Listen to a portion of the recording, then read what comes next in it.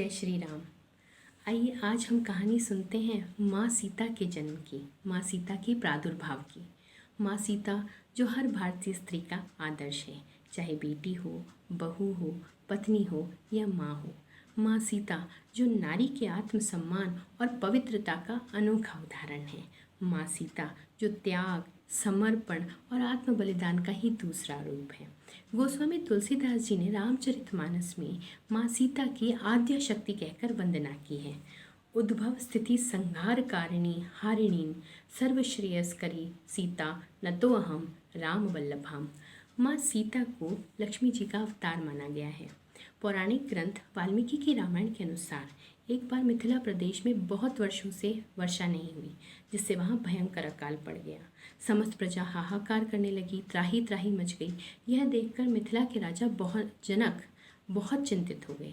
राजा जनक ने ऋषि मुनियों से विचार विमर्श किया और आगे का मार्ग बताने का अनुरोध किया।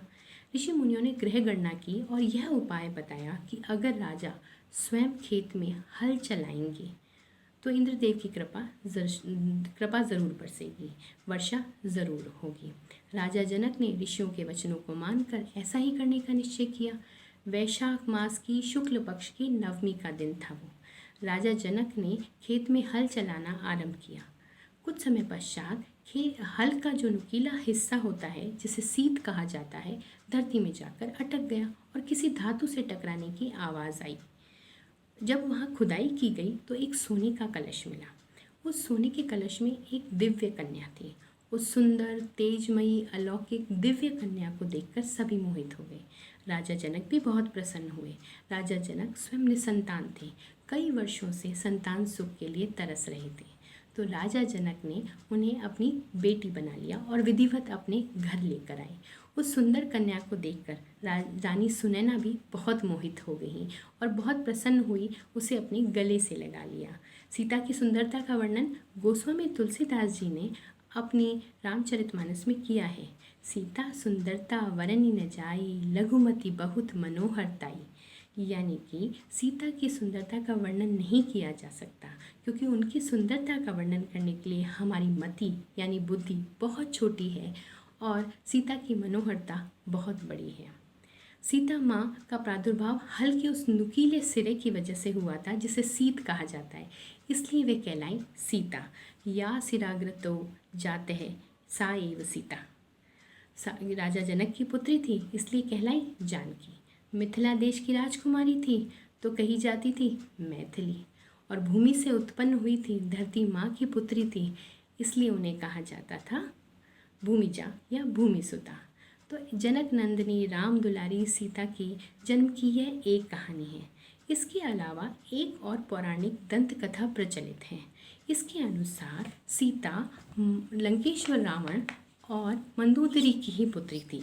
ऐसा कहा जाता है कि सीता पिछले जन्म में वेदवती नाम की एक कन्या थी, ऋषि कन्या थी और परम विष्णु भक्त थी। विष्णु जी को वर के रूप में पाने के लिए तपस्या कर रही थी।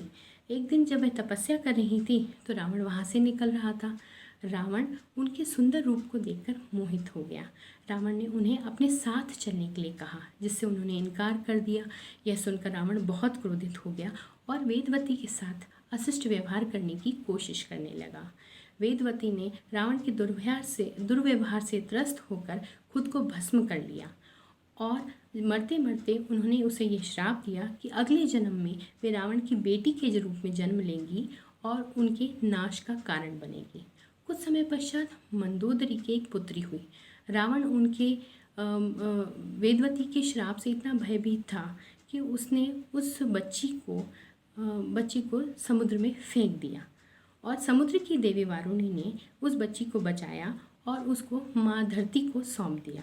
माँ धरती ने ही आगे उस बच्ची को राजा जनक और रानी सुनैना को सौंपा और वह बच्ची सीता माँ के नाम से विख्यात हुई। तो यह थी सीता माँ के जन्म की कथा। आदि शक्ति जहि जग उपजाया, सो अवतार ही मोरी यह माया।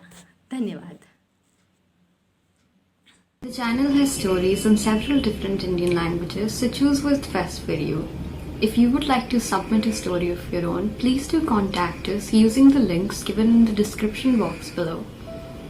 Happy listening.